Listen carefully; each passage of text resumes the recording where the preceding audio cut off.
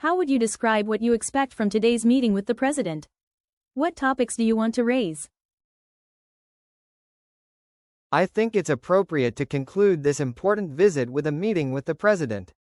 There is still one area, the military, which we paid a lot of attention to yesterday with the Prime Minister, and I'd like to finish discussing it with the president now.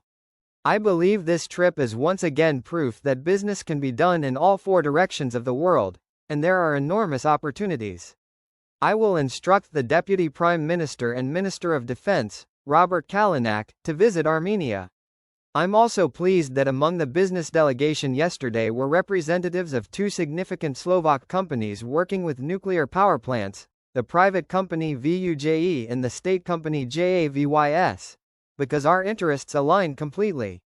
Armenia has an identical copy of Jazlovske Bohunice, a nuclear power plant, just with a smaller output. And they face the same challenges we do. Therefore, it's our duty to change the structure of mutual trade. Currently, it's around 100 million euros, not a bad figure, but it's mostly clothing and textiles. We must go much further. So the meeting with the president will wrap all of this up. I'm extremely pleasantly surprised by this city. The people here are fantastic. There are many Slovaks. Even this morning and yesterday, I met a large group of people near the hotel who are probably tourists. But overall, this country has left a fantastic impression on me, and I'll be very happy if the Armenian Prime Minister visits Slovakia as soon as possible. And yesterday, it became clear again that some chemistry exists between us, so I think it will only be a matter of time. Now, from here, I'm heading back to the vibrant democracy of Slovakia. Last year, Armenia called on the Slovak Republic to refrain from having any military agreements with Azerbaijan. Was that discussed or not on the table at all?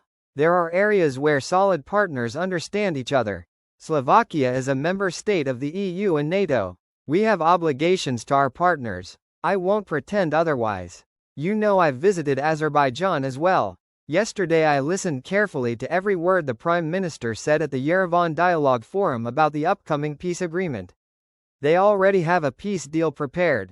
It just needs to be signed. There are some conditions, but it is not our duty to interfere. On the contrary, we must allow both countries to finalize this significant matter. I must congratulate both sides for getting so far on the peace agreement. That topic wasn't even on the table. We focused strictly on bilateral topics. Since Armenia is moving closer to the EU, and steps have already been taken, they were also interested in our perspective on EU membership, its advantages and disadvantages. I repeated what I said yesterday. For us, the EU is an important living space.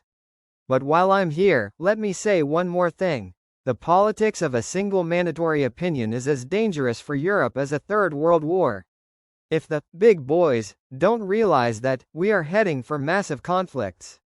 Slovakia's sovereign positions do not stem from arrogance or narrow-mindedness. Our sovereign positions come from our national interests. Is that guilt? Or should I feel guilty for saying it was a huge mistake when President Zelensky stopped the transit of gas through Ukraine? Should I feel guilty for expressing such views? Let's not confuse these matters.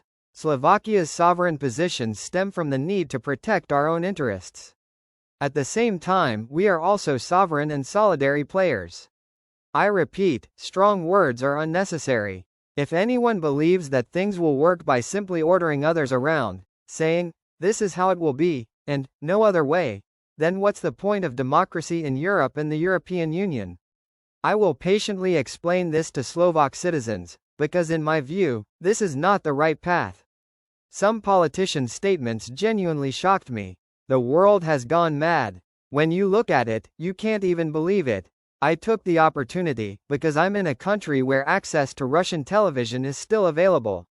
Of course, all stations are here. When you compare what one side says with what the other side says, it's the same propaganda. And when you tell this to our Western friends, who constantly complain that our propaganda is just like the one coming from the East, they refuse to accept it. But there is so much aggression, so much hate speech, so many disparaging comments. I believe we are not heading toward good times. And that's why we in Slovakia should think about whether to put our energy into some kind of unity, into functioning until the next parliamentary elections, or whether we'll keep howling at each other. I just answered that. We've talked about this many times. This is not the first such statement. Some big EU members often say, if you don't obey, we'll deal with you. I said it again, if someone wants to enforce the politics of a single mandatory opinion, that's the end of democracy in Europe. It's as dangerous as a third world war. I have nothing more to add. That kind of rhetoric is absolutely inappropriate. If someone thinks I no longer have the right to express my opinion, they're completely mistaken. What the Chancellor said is totally unacceptable for a sovereign country. Of course, we don't have as many citizens as Germany. We're not that strong. Maybe they think they can fix everything in 3 minutes. But if they continue like this with other countries, it won't be good. Let's go back to the beginning. This is not arrogance. We express our opinions when we want to protect our national interests and history. I won't deviate from this path. I simply have no other choice.